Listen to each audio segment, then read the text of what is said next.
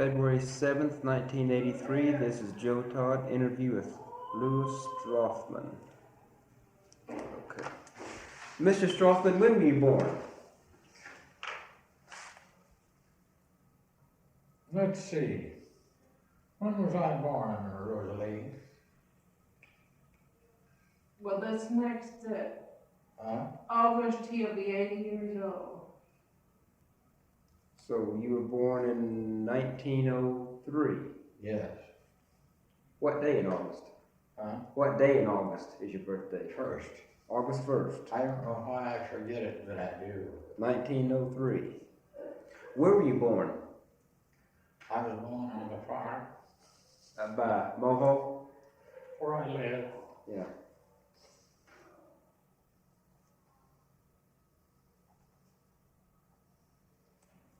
Who was your father? Louis P. Strothman.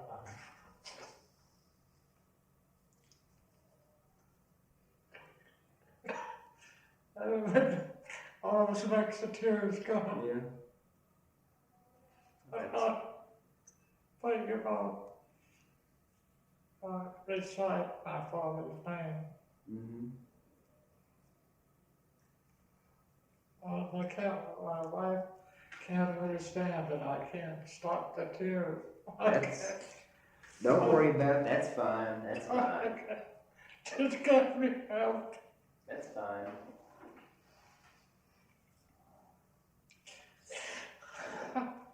It's good for you. It'll. You better close those ears. Will you want this card back? No, you can keep that. That's yours. Can you take this, Sally? You put it up somewhere. If you need it, while you. No, I have more of Later. it. No, I have more of it. Okay. Okay. Who was your mother? F.M. Strothman.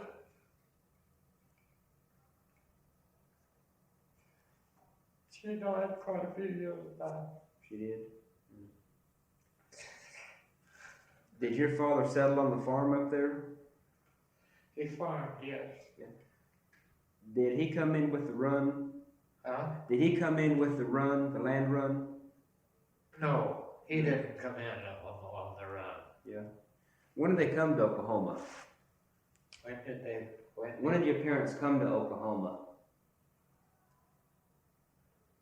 What did he say? When did your father and mother come to Oklahoma? Oh, let's see. Rose would know when they came to Oklahoma. But she's coming. Yeah, okay. Can you remember what kind of chores you had to do on the farm as a child? Oh. What kind of chores? Yeah. I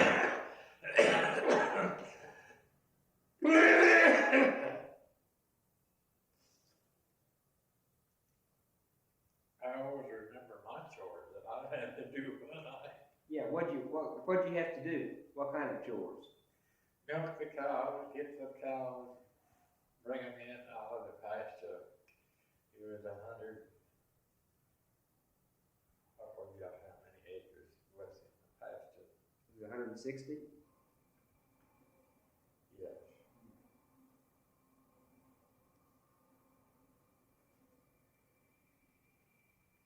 How far from Mulhall was the farm? A mile and a half Which way? this way, west.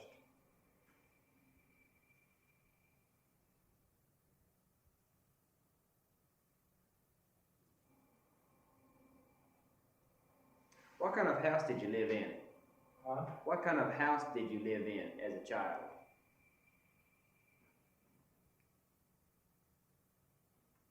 160 acres.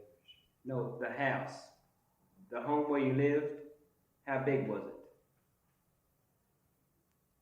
How big was it? Yeah, the house that you lived in. Oh, the lived there. Yeah. When I was a child, Mm-hmm. 160 acres. Okay.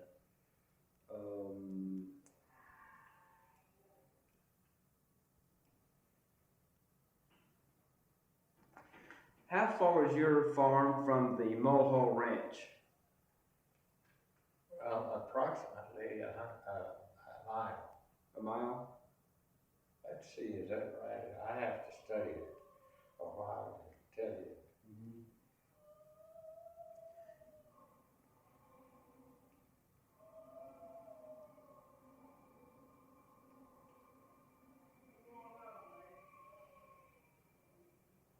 That would be as the crow flies.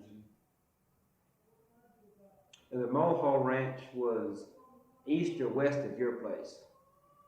West. West? Did you know Zach Mulhall? Yeah. What kind of man was he?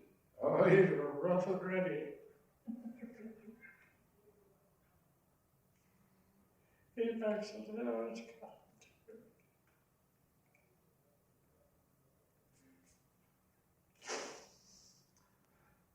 What do you remember most about Zach Mulhall?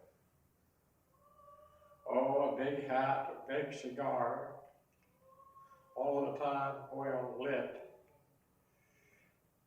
He had of course they had slaves at that time, you see.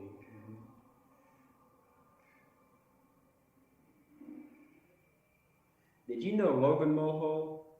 Logan? Yeah. No, he died before I was born.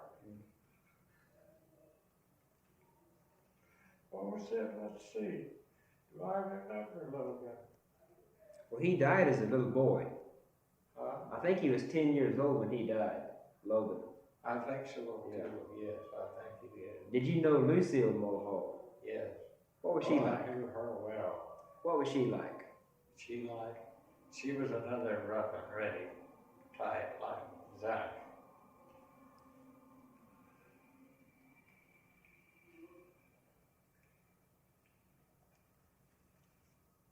When did she begin doing her bulldogging tricks? Oh, I couldn't tell you that, but it was, I can remember her bulldogging. Yeah, because she was world champion bulldogger. Huh? She was world champion bulldogger at one Yes, time. yes. She was the head champion on everything she done, you might say. Where did Mr. Mulhall have his Wild West show? Was it a traveling show or was it stationed there in Mulhall? No, it was traveling. It was? How long did that show last, the Wild West show? Oh, I couldn't tell you that. I don't really know. Well, I went to the room. Spelt with a K. K-A-T-H-R-Y-N-E. Strothman.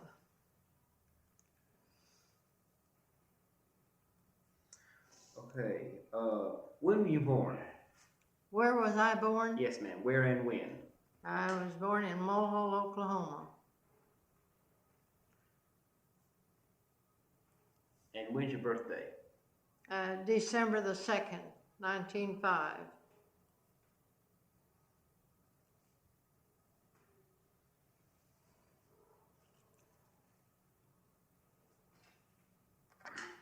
Well, we went to a country school.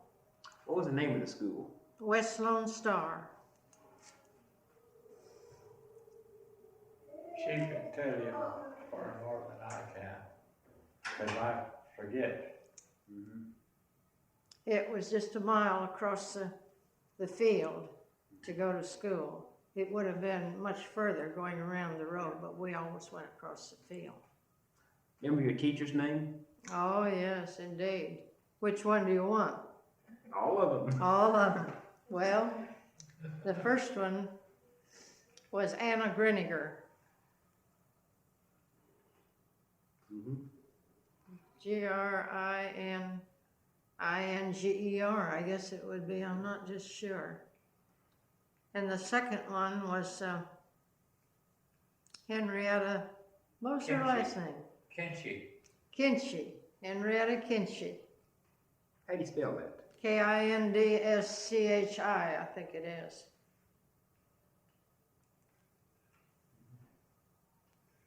And the last one was Eva Payne.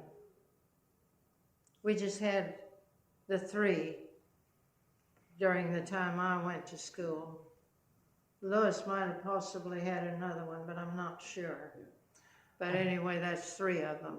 How big was the school? How many students? It was a one-room school. Now, when we started in, there were about 26 pupils, but it dwindled down.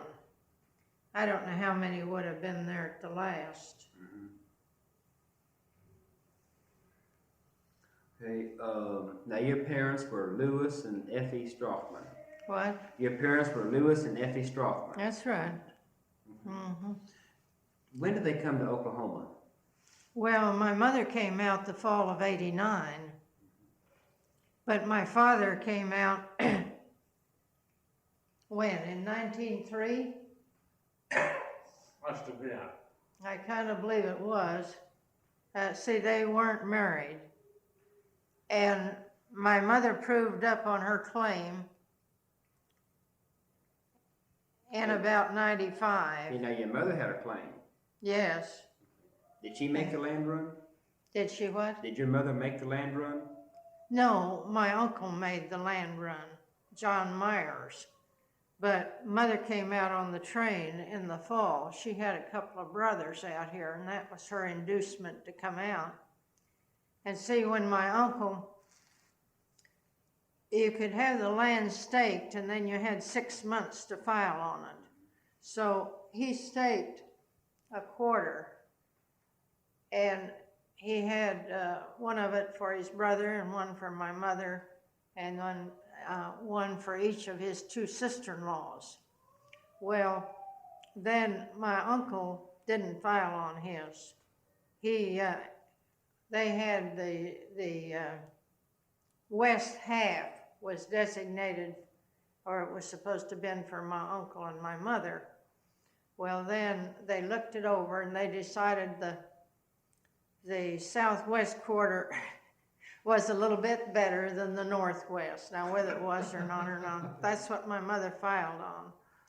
And she filed on it, and then she had to have her house built and a well. She had to have certain things done within 6 months' time from the time she filed on it.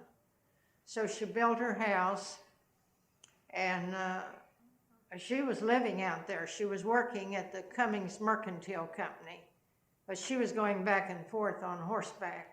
How far was that? Well, it would have been about 3 or 4 miles. Huh?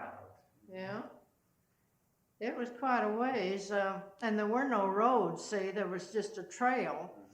One evening when she went out, it was dark, and she wasn't, she got lost. She wasn't sure how to go, and so she just let the horse go the way he wanted to go because she didn't know how to go anyway. And she said finally she saw a light, and he headed toward the light. Well, when she when they stopped, The horse followed for the light. yeah, the horse went to the light, and that was the horse's home. See, that was Uncle John's place. Yeah.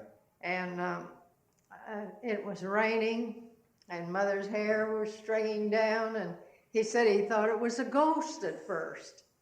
But at any rate, they had, well, really, they had times. There was one time in the evening, a fella came up to the door, and he said Mr. Myers had told him to stop by and get her, bring her into town. And she said, well, I'm not going. And he said, well, what's Mr. Myers going to think if I tell him you don't come? And she said, I don't care what he thinks, I'm not going. And so anyway, he said, well, could I have a drink of water? And she said, well, yes, you can have a drink of water. So she got him a drink of water. She had a gun, but she never used it. But she had her hand in her apron pocket and handed him the water. And he thought it was a gun. Anyway, he drove off. There wasn't anything to it at all. Uncle John hadn't sent him out. But it was just a hoax, you know. They had to be on the alert. But one lady came to see her. Spent the night with her. And she said, well, my land, Effie, do you cook in coffee cans and things like that? And she said, yes. She said, I don't have any real cooking utensils. I just use coffee can. She said, well, wait until you come to see me. See how I live. Well, Mother went to see her later. She cooked in coffee cans, just like my mother did. Yeah. Now you say your mother built the house? My uncle, my father built the Okay, house. your father built the house. Yeah, she went, when she had gotten her patent, she went out to California, and she lived there for, I think, about close to 5 years.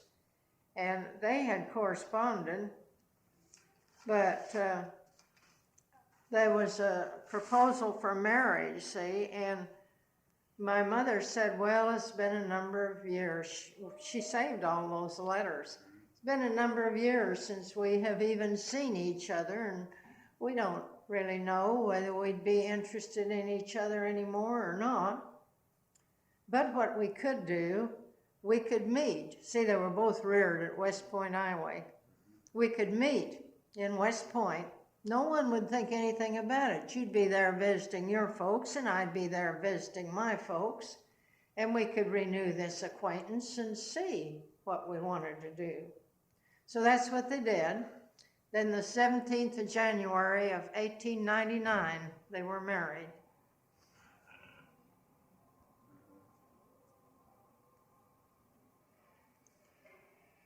How come your mother went to California? Well, her brother had gone out there, and I think that was part of it. She kind of followed him out there, and she became very attached to a lady out there that this lady had only one heir, and she was a very ungainly child, as the lady put it. She wanted to adopt my mother. Mother was an adult, but she just wanted to make her the heir to her estate. And Mother didn't want to do that. And then she wanted to trade 26 acres of English walnut grove for the farm in Logan County.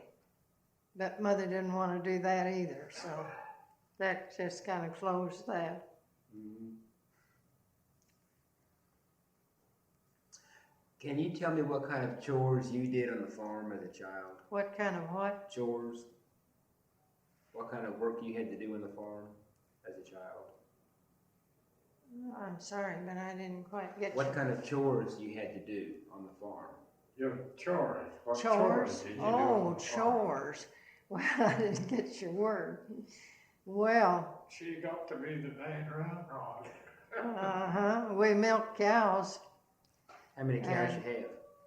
Oh, there was times that we had quite a few. We sold cream, and Mother made butter though when we were real small. She sold that butter for 25 cents a pound, and that wasn't the going price, you know. I mean, it was much cheaper than that. And Louis had made the comment to my mother that he didn't know whether it was exactly right for her to get more than a lady that lived just to the east of us. Then one day he ate lunch there, and he had some of this lady's butter, and she hadn't worked the buttermilk out at all, see? And there was all the difference in the world between her milk and her butter and Mother's butter. And how do you work the buttermilk out?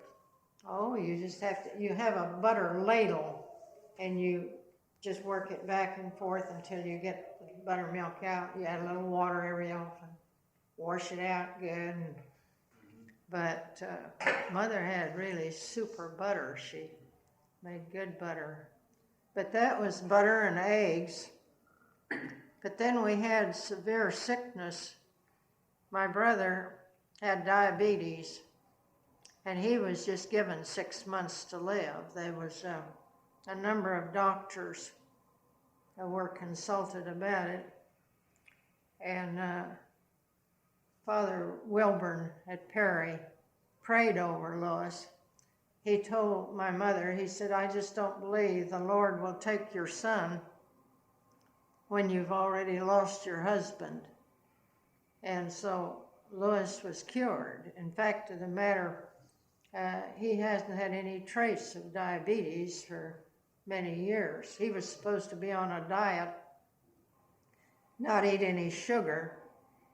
And Mother says, well, I'll do the same thing. I'll diet with you. I won't eat sugar either. And then one morning she thought, oh, I'd like to have a little sugar in my coffee. I believe I'll just put a little sugar in. But he saw her and he said, oh, now you weren't going to take any sugar either. But anyway, he got cured. And then I developed diphtheria.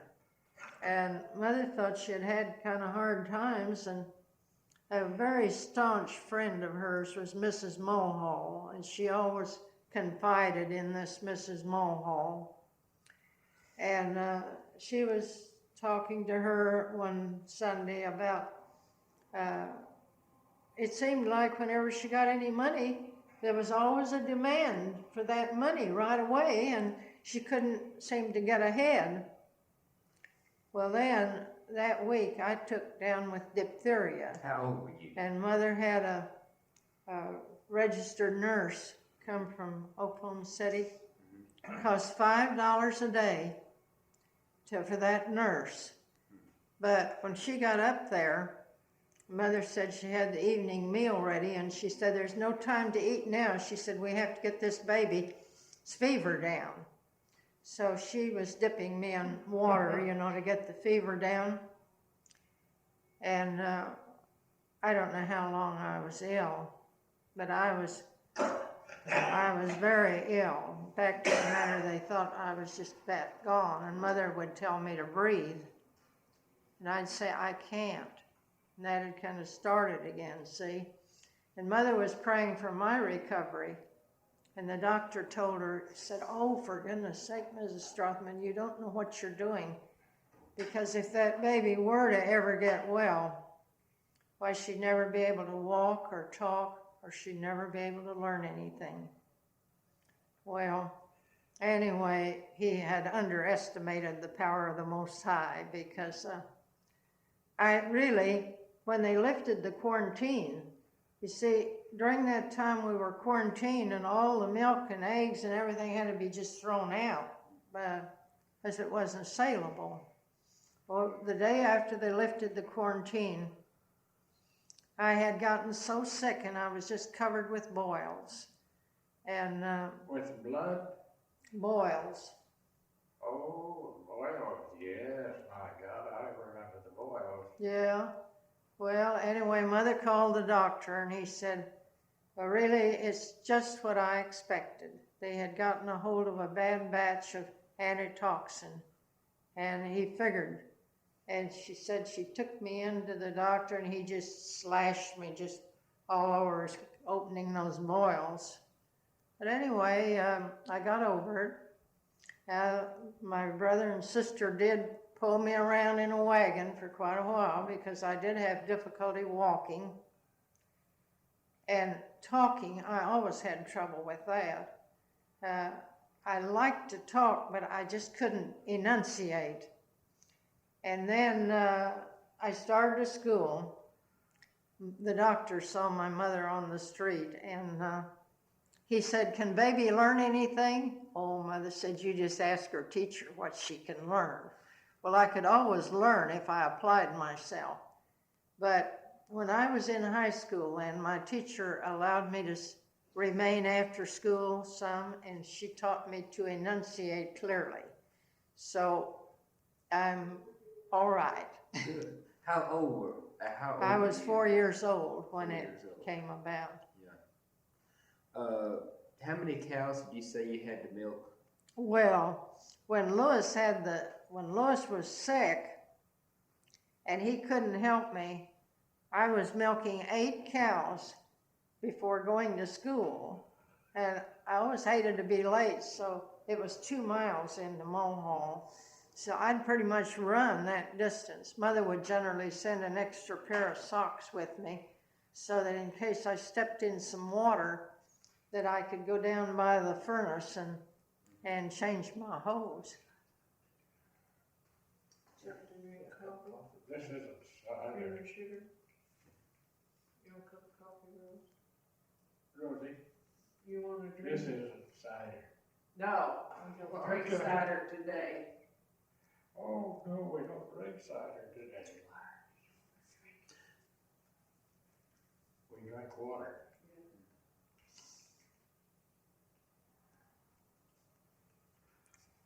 Did you meet Mrs. Mulhall? Oh, yes, I knew Mrs. Mulhall. Can you describe her? Oh, she was a little, lovely old lady. We had Mass once a month in Mulhall, and she would always have us over for dinner. And she'd sit at the head of that long table with this stack of plates in front of her, and she'd serve us all, see? And she would have English peas. Oh, I thought that was the most wonderful thing, you know. They were way up. She had servants and all that. It was well served, and the food was excellent. They had a parlor, and we didn't get into the parlor very much, but oh, it was so nice to even peek in the parlor. They were lovely people. Can you describe what the inside of the Mulhall house looked like? Well, I don't know now. Or how big was the house? Lois might be able to do that better than I. Well, it was quite large. I don't know. You went into the main living room. The parlor was across the hall. You went into a hall, and as you were going in, on the left side was this main living room. It was very large. It opened into a bathroom there, and the one end of the living room opened into a bedroom, and then the bedroom went into the dining room, and the office was to the left of the dining room. It was a long hall. I don't know how many bedrooms it would have had. I don't know how they had either. Then they had, you see, at that time, no Negro could stay all night in Mulhall. But they had a Negro John that worked for them, and they had quarters for him.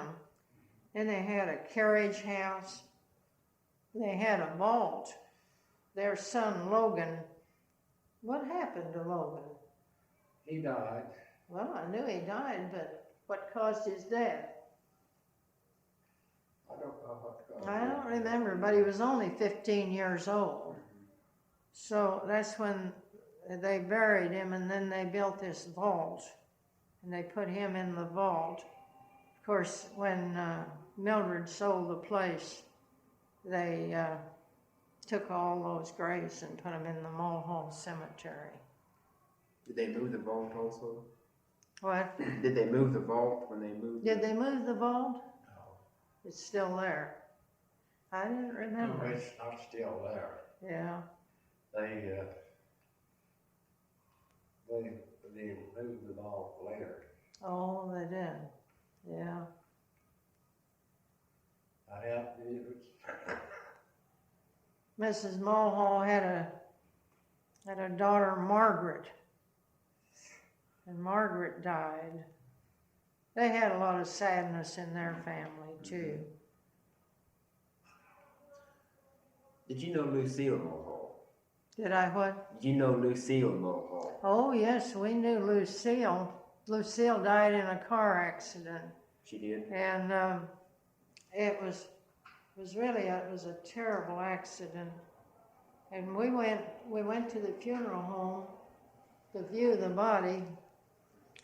And, you know, she had been so bruised up, it was hard to even determine that. Well, thank you. You're sure kind. Thank you. Where did she put the cut down? Yeah. Well,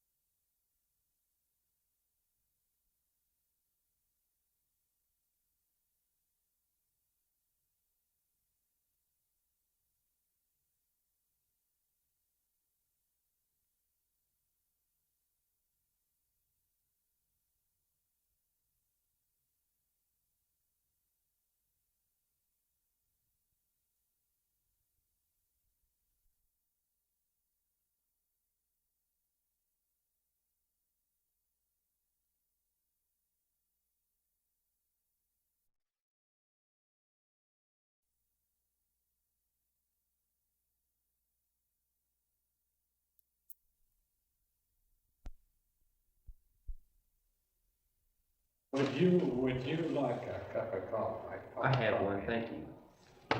well, I'll declare. You mentioned you went to the funeral home to see who? Yes, to view the body, and it seemed like her face was swelled so that we thought we had the wrong body. But then, you know, it's queer. We all had a different idea after seeing the body, what she had on and everything, you know. I guess we were more interested in the looks of the face, and we just didn't notice the rest. Yeah. When was she killed? Well, I got an article at home that I could look it up, but I expect in the 40s, would it? Who? Lucille. When was she killed? I expect it was in 40. I just, I don't remember. What about Zach Mulhall? It happened close to Mulhall. It was in a car accident. What happened? Was she driving the car, do you know? What? Was she driving the car? Oh, I don't think she was driving. I'm not just sure, but Do you know what happened in the accident or what caused it? what happened to what? What caused the accident, do you know? Oh, I don't really know. She was, Car accident, I thought. oh, she had the reputation of being the most outstanding roper. She, they had a show, the Mulhalls, and she could, she had trained her horse so that he'd get down on her knees so she could pick up her handkerchief. Wasn't that it? How long was she in the Wild West show, in the show? Well, I don't know. Now, we got some pictures of that. Actually, I took them with me the last time I went up to the farm, intended to give them to the granddaughter. But then I decided it was getting late and I just didn't do it. But we have pictures of, they performed in New York and all around. They were quite, they were, yes. Mm-hmm. What about Zach Mulhall? What do you remember? of Zach him? Mulhall, he was, he had a lot of influence. He was the agent for the railroad company. That is, he wasn't the station agent, but you see, the train didn't stop at Mulhall in later years, but if someone wanted to get on at Mulhall, all they had to do was tell Zach Mulhall, and the train would stop for them, see? That he had a pretty important position with the railroad company. My father was a banker. In Mulhall? Yeah, What bank did he work in? it was the Mulhall State Bank. How did Zach Mulhall get his start? Well, it was named after this Colonel Zach Mulhall. It had been called Alfred. I don't know where it got that name, but it was called Alfred in the early days. But then Mother wrote when it was changed. I have that article with me. I don't remember just offhand when it was changed, but a petition was circulated to get the name changed to Mulhall. Did Colonel Mulhall start the town of Mulhall? I'm sorry. Did Colonel Mulhall start the town of Alfred? No, I don't think so. Did he? Did he what, Rose? I didn't hear it. Well, now they had the homestead just across the tracks from Mulhall, but I don't know when they got there. Were they there in the very early, before the, well, of course they'd have been there when it was changed from Alfred, but when they got there, I don't know. Did Colonel Mulhall make the run of '89? I couldn't tell you that. Now Martha might know that. And yet, I had a picture that I gave to Martha here a while back. Oh, it's been several years ago. And she said, well, you know, Rose, I had that picture, but I didn't know who it was. So she asked me, she said, sometime when you've got some time, I wish you'd come by and we go through these photographs of mine. Maybe you could tell me who some of them are. I never have done it. I should do that. One thing, In this history of Logan County, I've this seen big one, volume, yeah, in there's two Guthrie. volumes. Mhm. Well, I was so surprised. The only way the Mulhalls are in there is through somebody else mentioning them. They never did write up their history. We have nothing on them. Yeah? That's why I'm glad to get descriptions of the Mulhall family, because we have nothing on them. Oh, yeah. Well, Zach Mulhall, as I may have this slightly wrong, but I don't think I have. Anyway, basically it's correct. He was an orphan, and he was adopted into the family of the Mulhalls, see? So he took the name of Mulhall, but his, well, I don't know. Anyway, when he was adopted into that family, Mary Mulhall, which was later Mrs. Zach Mulhall, was a member of that family. So they were reared together in this family. And then, see, they married, it was perfectly all right for them to marry. They weren't blood kin or anything. But they were kind of befriended by he was befriended by the Mulhall family. So, but someone had made a bust of him. It was really, I thought it was good, but I don't know who has that. Now there's a Billy Mulhall that lives here in the city. His name was Wolf, Billy Wolf.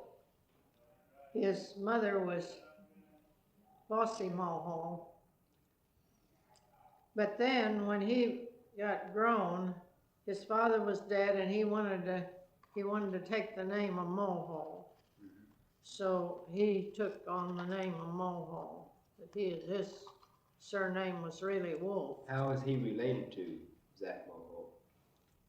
Well, he'd have been a cousin to this Martha Fish at Guthrie. Martha was Mildred. Mildred Mulhall was the youngest of the Mulhall family. And she married Carmichael, and they had 2 daughters, Martha and Virginia. They lived in Ocala, Florida. Well, then, I don't know, I guess Mr. Carmichael may have died or something. Anyway, then she married Owen Acton. So, but they were separated before Mildred died. Of course, Owen has died now too.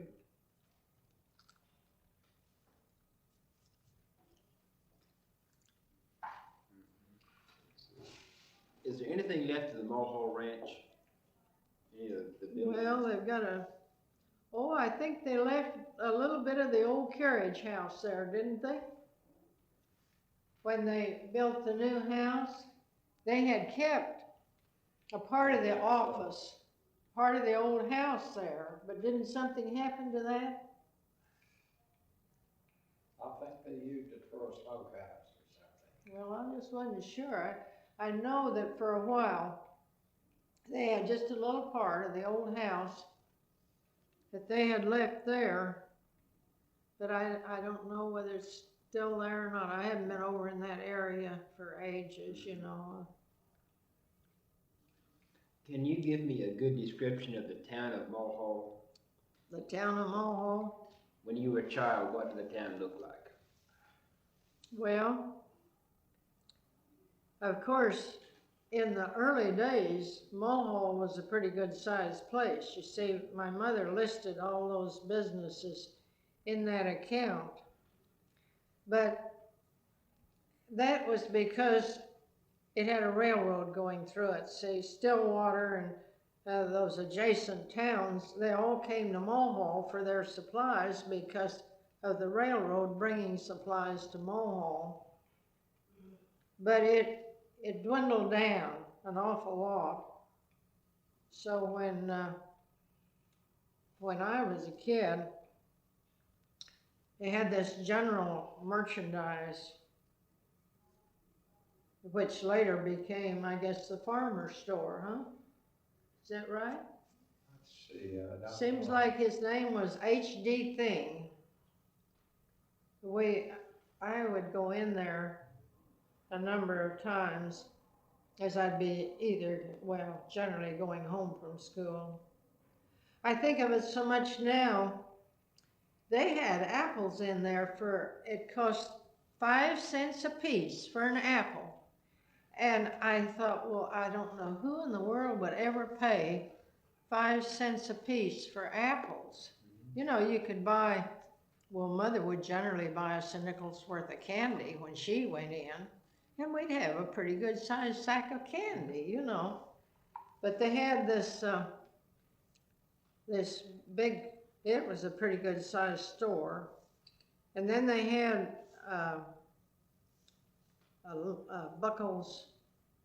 Didn't he have a car service? Buckles? Oh, yes, he had Mother would hire a car once a year to take us to Guthrie and wait for us, and she'd get us all shoes, see, and bring us back. So that was a big affair for us to go to Guthrie, and I would always get sick, you know. I couldn't stand the motion. Mm-hmm. It was just going too fast, I guess, for me. I always got sick, and they'd have to stop and let me go out and relieve myself a little. But What time of year would you go to Guthrie? in the fall before school started. Yeah, You got one new pair of shoes a year? yeah, we get shoes. But one of the biggest problems that my mother had, really, there was a judge that, you see, we were all minors, and mother had to report everything that was spent.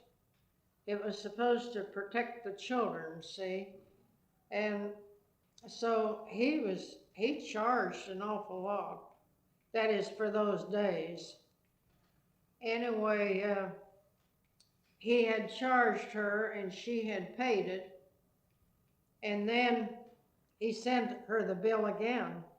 And we had this, it was, at one time there were two banks in Mulhall, the Mulhall State Bank and the Oklahoma State Bank. Well, anyway, there was a Mr. Matthews in the Oklahoma State Bank. And mother went in and she said, oh my, she said, you know, I got another bill from Judge so-and-so. Try. Was that his name? Yeah. Yeah. Anyway, she said, and I paid it, and I don't have my check. I can't prove that I paid it. He said, yeah, but I've got your check. He said, that old fool's not gonna get any more of your money. So he fixed it all up for mother, you know, that, oh, mother had a lot of friends, but, you know, she had a hard time. One thing that was good was my father had planted a 15-acre peach orchard just before shortly before he died. And that was a big income for us. We took care of a lot of local trade, and then my uncle up at Great Bend, Kansas, made arrangements with a fancy marketplace that we shipped peaches to him. We had those crates, you know, with the little baskets in them, and we always, we put them on the 6 o'clock train of a morning, and that way he'd get them, and we got a pretty good price from him. But mother had told some people that they could have all that was on the ground, and then they shook the trees in order to get them off of the ground. Then one night, Lois and I were helping a lady. She wanted a bushel of peaches, and we had rounded it up pretty well. And here she came with a big apron full. She said, I know your mother always gives good measure, so she said, I brought these extra. So when we told mother about it, she said, oh, just take it all on, that's all right. But, you know, there were all kinds of tricks in trades. Oh, yeah. Mr. Strothman, do you remember Statehood Day, 1907? No, I don't remember. See, I wasn't quite a year old when my father died, and he wasn't quite 3, and my sister wasn't quite 5. When did your father die? 1906. 1906. Mm-hmm.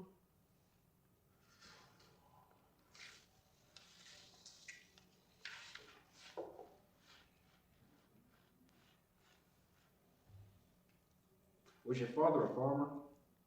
What? Was your father a farmer? Well, Originally he was. he farmed a little, but he was a banker. But he, I think he farmed a little, didn't he? Yeah, he Yeah. farmed some. Well, he farmed with Uncle John, you know. Oh, yeah. Yeah, Uncle John's wife, now she was fine, but she just couldn't meet an emergency. And one evening, there was, Uncle John was to have a whole bunch of men had come in there. And he came over to mother and he said, Effie, for goodness sake, can you fix dinner for these men? You know, Julia could never do it. And so mother had him go out and dig some potatoes for her. Anyway, mother went ahead and fixed the meal. It kind of bothered my father because he thought that Uncle John's own wife should have fixed the meal rather than to come have her fix it. But Mother could meet with any emergency. You know, in about 38, the school bus stalled. And all those children came down to our place. It was right there close. And the bus driver, well, Mother said, we have to feed these people. There were about 50 people. And I said, oh, Mother. And she said, oh, well, it's all right. We can do it. You'll have to make some biscuits. Oh, I said, I wouldn't even know how to start. Oh, well, she said, I'll make them. Well, we had all those children, and we had quite a few adults because some other men had come out to help him, see. Superintendent was out there. Well, of course, we had plenty of stuff in the cellar, you know, to open up vegetables and canned meat and everything. So the superintendent said to my mother, Mrs. Strothman, I've eaten 6 of your fine biscuits. Can I have just one more? So you know how many biscuits she must have made. Mm-hmm.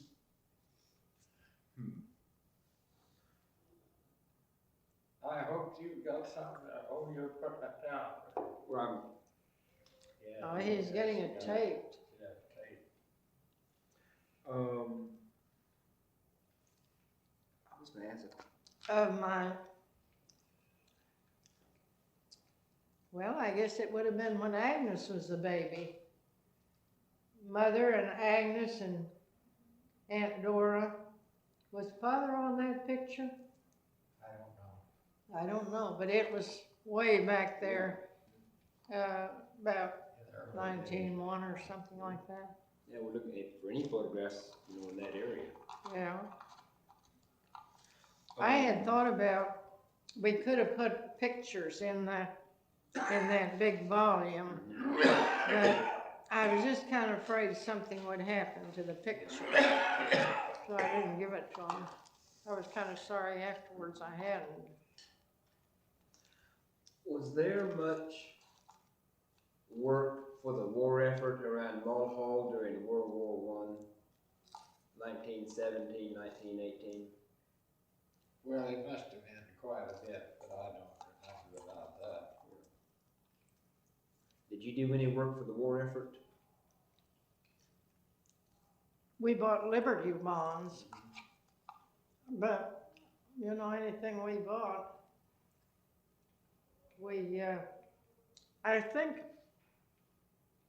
think we could buy them for $18.75, and then when they matured, they were $25. But you see, back at that time,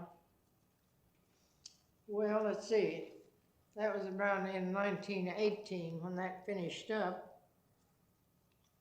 And that was the year I entered high school, so I didn't have any money. Did you do any knitting or sewing for the soldiers? Did I what? You do any knitting or sewing for the soldiers? Some of the women knitted sweaters and socks. Oh, no.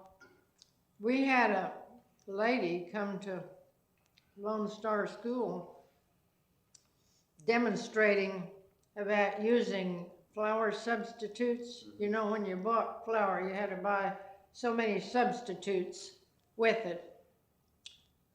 And she gave us little samples to take home so that our parents could see what lovely bread you could make using the substitutes. Well, Mother used the substitutes, but there was no comparison in what Mother made and what this lady had made. Mother's was far superior. What were the substitutes made of? What? What were the substitutes made of? Well, it was rice and what else was it, Louis? Cornmeal. Oh yeah, cornmeal, rice, and maybe oatmeal. I don't really know. I don't know either whether it was oatmeal. Besides the milk cows, what other livestock did you have on the farm? Oh, not much of anything. You see, we didn't have. Mainly chickens and cows, and you didn't raise hogs? Oh, yeah, he was a member of the 4-H club, and he got a, he got a pig, young gilt from the club, and then he give back 2 for it, you know. But he raised pigs. Well, I And, got my all 3. yeah, he had all kinds of ribbons that he wanted as prizes with his pigs. How many hogs did you have? Well, I didn't have any amount of hogs. Couldn't afford to feed them. Corn was, I forget how much a bushel. Something like $4 a bushel. And with 5 acres back in cows. Yeah. Just took me.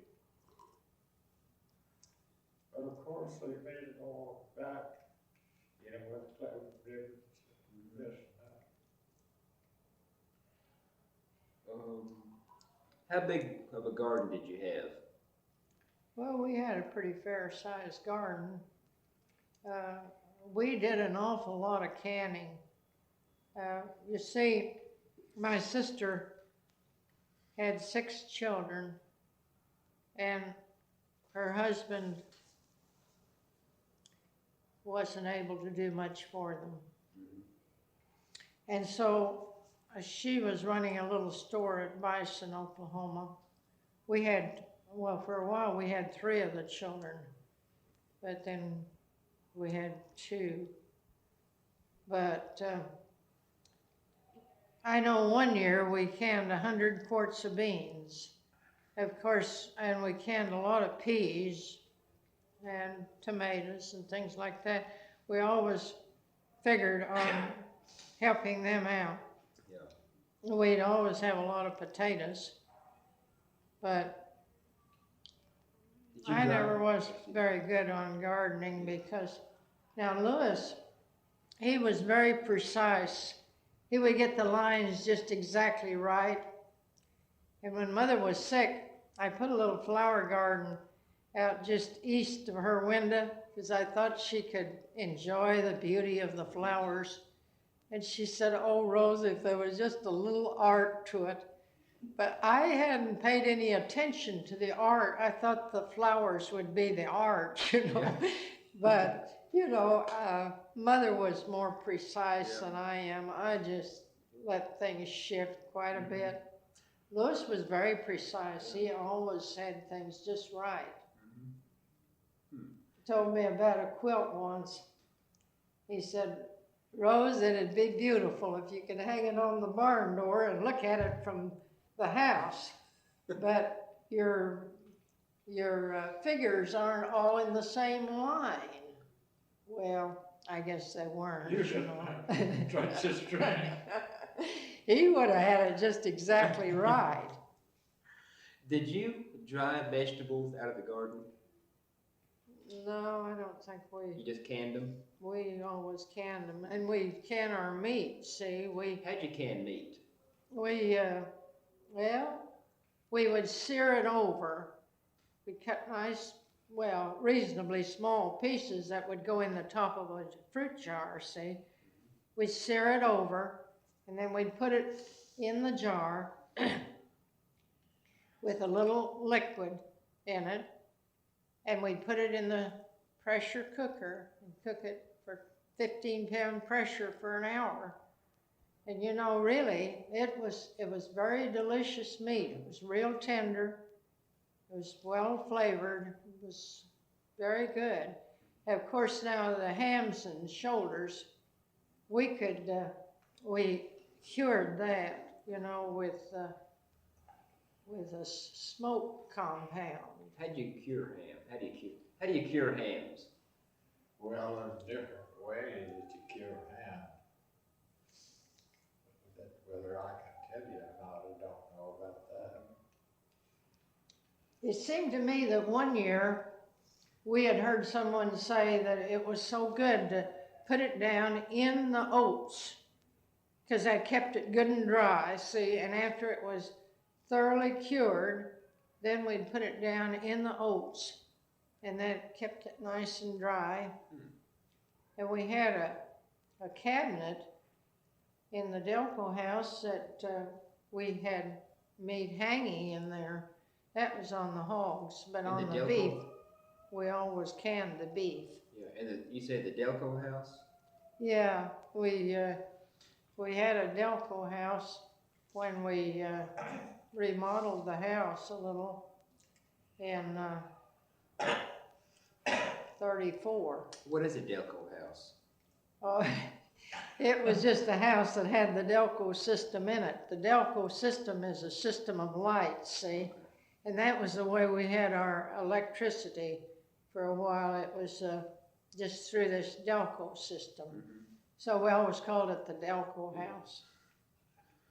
Rose didn't wonder what I had to say of that I What?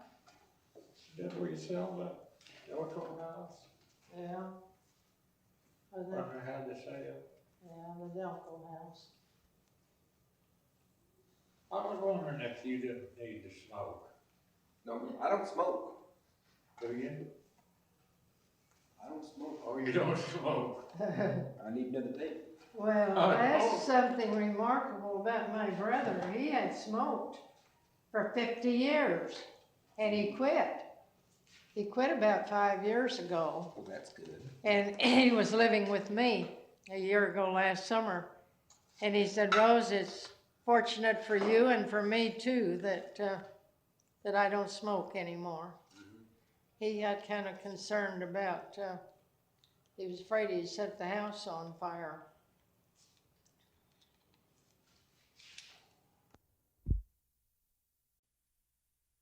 Wondering what to do with it. I'm not sure. I know I've got the pants. I'm not sure whether I've got the coat and the vest or not, but it belonged to my father and he died in 1906. They were a little different style pants than what they wear now. And I think I have a skirt that my mother wore after they were married to go on their little wedding trip. They were married at 6 o'clock in the morning in order to get an early train out. They were going to visit. Her aunt had married my father's oldest brother, so they were going to visit them in Kansas. And when they got there, Aunt Lou was washing off the kitchen ceiling, and Uncle Joe had gone in to get a surrey to meet the bridal couple. And Lou says, oh goodness, I bet you're all hungry. I'll have to stop and get something to eat. And Father said, oh, we're not hungry. And no, Mother says, oh, we're not hungry. And Father said, don't kid yourself, Lou. He said, we're just starved to death. They didn't expect him till the next day, see.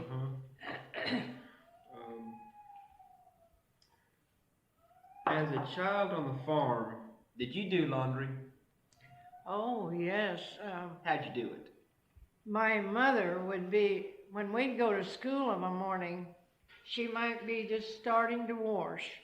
And when we'd get home in the evening, she'd just be finishing up. She rubbed it out on the board, and then she boiled it.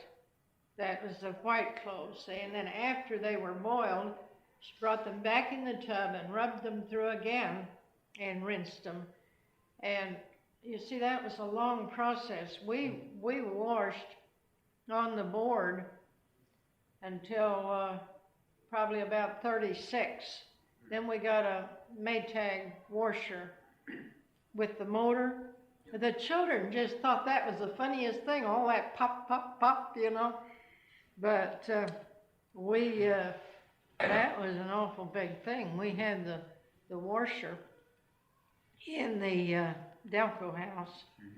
And didn't Elias make that frame to sit those two tubs on? Yeah. I was thinking he did. Anyway, Last carpenter. yeah, we had a long kind of a bench-like deal that set two tubs on, see, and then we could bring the wringer over and wring them into the first tub and then bring them into the second tub, we always blued the clothes then. You know, we had bluing, and of course our clothes, they came out much nicer than when I was washing on the board. I never really figured on getting his overalls and heavy underwear very clean. I'd get the worst out. Of course, that's my sloppiness again. See, I'm kind of, now Mother would have had it just exactly right, or Lois would have had it right, but I'm more sloppy. What kind of soap did you use? What kind of soap? What kind of soap? Oh, we made the soap. We made it Gee, out of, yeah. have you heard of that? Yeah. What you have? And when Louis, when he was going to get married, he wondered if I'd make some soap for his wife. And I said, well, I would hate to make it and have her throw it out or not use it. And I said, she doesn't know anything about this type of laundry, so maybe it'd be just as well. Well, he talked to her about it. She said, yes, she'd use it. So anyway, I made that out of just lard. You know, we had always made just out of scrap stuff, see. But this was made out of lard. It was just as pretty and white, and had real good luck with it. And then I used a grater, see, and so I had it all in shreds. I had a 10-gallon jar full of homemade soap for Lois's wife, and really it was kind of amazing in that she felt like she couldn't get his overalls and things like that clean without that homemade soap. Of course, I'm sure when that was used up, why, she didn't get any more, because I didn't make any more. How do you make soap? How do you make it? Mm-hmm. Well, it's kind of tricky, really. You have to add the lye, and you have to stir it.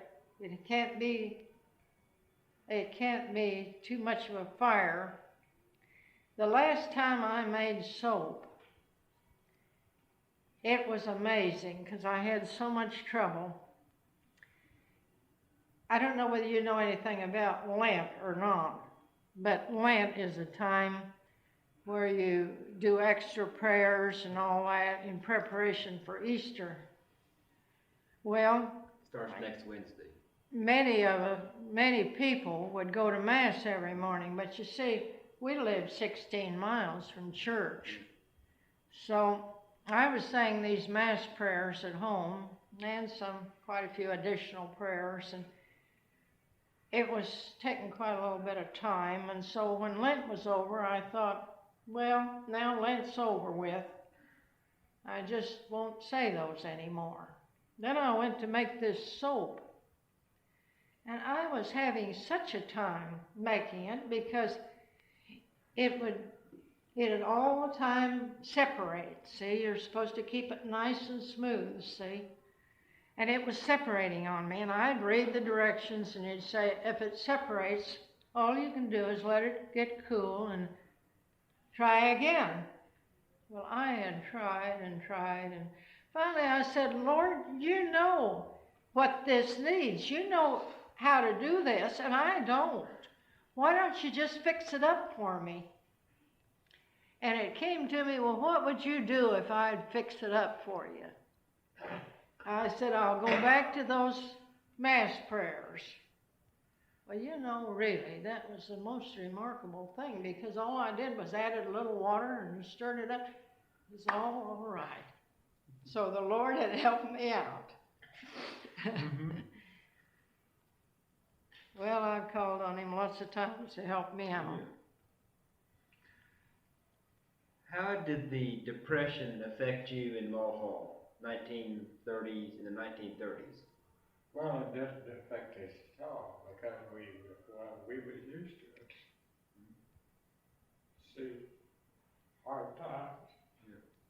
Did the banks close in Mulhall? I didn't quite get that. Did the banks close in Mulhall during the Depression? Was the bank closed in Mulhall? I suppose it was, because they were all closed all over. I had been teaching at that time, but really where with farmers, if they managed, they pretty well had their own food. Yeah. So in lots of ways, they had it less difficult than a lot of people that wouldn't have had. But you know, at that time, Roosevelt started this WPA, and it wasn't hard to get on it. Lewis got on the WPA. And well, how far did you drive? How far did you drive, Lewis? Oh, I don't know. Oh, it was a long way. You had to be there by 7 o'clock in the morning. What'd you do for WPA? I took a team and worked on the road. Building roads? Which roads were you working on? Mostly on the road going to Mulhall. Mulhall, between Mulhall and Guthrie, or? Mulhall up there. In Orlando, wasn't it? Wasn't it north of Mulhall? Well, it was north of Mulhall, but some of it was. Some Yeah. of it was just between Mulhall and Oh, that was good money. I don't remember what you got, but I think you got $9 a day. no, with a team I got, I don't know. I don't. Yeah. I never figured down Now, what did you do with the team on the road? on the road. I mean, you say you worked the team? Yes. What'd you do? Oh, I drove this team. You know what a Fresno is? A Fresno? No? That was an old style scoop. Anyway, you'd hold on to the Fresno. The team would pull it, see, and you'd guide it, and it was you kind of scraped off the surface, and then you'd put it over the side. I think that might Well, kind you of. just leveled the roadbed? Is that? Well, after fashion, filled up the holes in the road. There was lots of holes in it. Like mud holes, they were oil trucks that got stuck. Yeah. Oh. We wanted them terrible, but what? We got used to it. How many stumps you have to take out? No, we wasn't taking out stumps.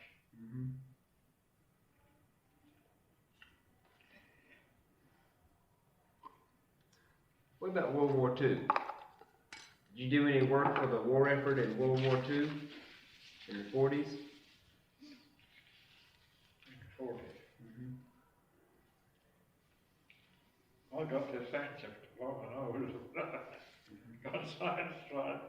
Yeah. Can I help you? Let me help you. I was gonna blow my nose. Oh, I didn't know. Well, he didn't come in for the draft. I guess he wasn't the right age at that time, because he never did go to the army.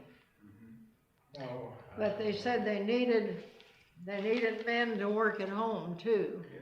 They needed farmers to produce the food. So we tried to help out at home. Did you do any work for the war effort? Well, you know, now at that time, I was there at the farm with them because, well, see, my sister was having this difficulty, and we had 3 of the children for a while, and the one came to our place when he was 9 months old, and then there was one about maybe 2, that we didn't have the 3rd one very long. she wasn't happy there. She wanted to be with her mother. But we had these two, and of course we made it a point to go over to Bison frequently because we didn't want the little boy to forget his mother. Yeah. And she had said, "Oh, you don't need to worry about that. My Petey'd never forget me." But then the weather got bad, and it was about a month that we hadn't been over there. We went over, and she reached out to get him, and he pulled back toward me. Yeah. Of course, it was only a little while, and he remembered, you know, and was all right. But you see, then when the children got in fair size, mother's health was poor. So I stayed. My mother passed away in 48. And then in 1950, I had thought about going to Europe. Oh, you got me on that show. Yeah. Well, really? And I was almost afraid to mention it to the family for fear they'd say, "Oh, well, my land, what in the world do you want to go to Europe for?" Well, I mentioned it first to my niece, and I thought that would tell them all, see. And she said, "Well, all I've got to say, Aunt Rose, if you want to go to Europe, that's the thing for you to do. It's none of our business." Anyway, one by one, nobody told anybody else. But anyway, this one nephew of mine told me that, he said, "You know, the Jesuit fathers are conducting a low-cost tour, and Father Brown from Perry was going on that tour." Well, it was really quite remarkable because at one time, in the 90s, my mother had thought about going to Europe, and it would have been $1,000. And I went over in 1950 for the $1,000. I thought that was pretty remarkable. But when I left, I had told Lois, "I want you to go ahead and get you a girl and get married because I want to be leaving." When I got back, he hadn't done one thing about it. So I told him, I said, "I'm wanting to leave now. I don't want to leave you alone." So then in 1954, he married, and I moved to Guthrie. And for a while, I was teaching remedial reading there. And then they needed help out of the hospital to help with the brain damaged children. I just loved those little children. And anyway, I helped out there. And then one evening, I was working from 11 to 7. We would take turns on that. And that phone just kept ringing and ringing, and I thought, well, it's not for me anyway. But finally, they were so persistent that I went to the phone, and it was Sister Mary Petrina from down here at the city. And she said, "We're destitute down here for a teacher, and we understand you're sitting up there with a teaching certificate." And I said, "Well, that's right." I said, "I'm working at the hospital with these brain damaged children." I often thought that my mother would say, "Rose, with your education, you shouldn't be doing this." But I would say, "Well, and I love these children." Well, anyway, she wanted to know. She said, "Well, could we come up? When would it be convenient for us to come up and see you about it?" And I said, "Well, I'm working from 11 to 7, and I said, then I go to bed, and I said, I come over here over to the hospital about 5 o'clock to eat in the evening." Well, she said, "Do you think we could come about 5? I said, "Yeah, that'd be fine." So anyway, I had told Father Sullivan that morning that I might be moving to the city. And he said, "It's not only might, you will be if you agree to do it," because he said, "Sister contacted me." So anyway, the next Saturday, I had told him I wouldn't be able to go for 2 weeks because I'd have to give the hospital 2 weeks' notice.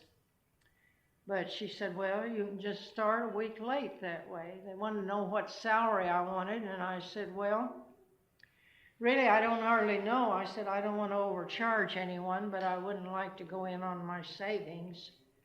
And the priest said, well, you won't have to go in on your savings, because if at any time it would come to that, we'll just boost your salary on up. Well, anyway, the hospital said I didn't need to give them 2 weeks' notice. They left me off, and the next Saturday, then I came down to St. Patrick's, and I taught there for 13 years. Where's St. Patrick's? It's on 19th and Portland, here in the city. It's closed now. It closed in '69. I was there until it closed, and then I taught 1 year at St. Francis, and then I retired. So When did you get your teaching certificate? when did I what? When did you get your teaching certificate? Oh, I got my teaching certificate. Really, when I graduated from high school, so I was 15. And I really didn't figure on, well, I hope to teach sometime. But this friend of mine, she wanted to go to Edmond, and her parents wouldn't let her go unless I went with her. Goodness, she was older than I was, but she was more timid. See, I was always kind of blurty out. What year was this? That was back in 1922, the summer of 1922. Anyway, Mother said I could go down with her. Well, we went down, and we got us a place to stay, just as if we were gonna live down there. And I told Ethel, I said, you know, really, I don't know whether Mother will let me come or not. But she said, oh, I think she will, because my mother won't let me come unless you come with me. Well, anyway, Mother let me go, and I enrolled in Central State Teachers College. Well, then I would have gotten a lifetime diploma, but I wasn't old enough to receive it. So I couldn't, it had to be delayed because of that. And then I went to teaching. I taught, that would have been the winter of 24 and 25. They had, it was in the southern part of the state. They had cotton picking time in the fall, see? So we had a summer session. When school was out at Central State, we went down there, and the next Monday I started in teaching, see, and we taught. And then I was back at Central State for the 9 weeks fall term. That was the cotton picking time, see? Well, I had written a note to my mother, sent it home with this future brother-in-law of mine. And I mentioned that the way I had it figured out, I could get my degree and still teach. And he said, that's just utterly impossible. She can't possibly do that. Well, you know, I guess I was always kind of funny. Anybody tell me I couldn't do something, that was made me all the more determined that I'd show them what I could do. And so anyway, I took some correspondence work, and I took an extension course. And when I got back for the summer term, it looked like I was going to be shy 2 hours credit for getting my degree. Mentioned to the math teacher, and he said, well, you know, we skipped one math course because we figured it'd be too easy for you. Why don't you take an advanced standing examination and get credit for that course? So that's what I did. So I got my degree in the summer of 1925. Yeah. Let me, what I'd like to do is get in contact with you again and maybe get some of the photographs that we could copy. Okay. And, Well, you know, I like to talk. I don't know what I'm going to do. Because I have some more questions, but we Yeah. better cut it off for right now. Yeah. And then maybe we can get together and then. You know, Holy Scripture says every idle word has to be accounted for. I don't know how in the world I'll account for all my idle ones.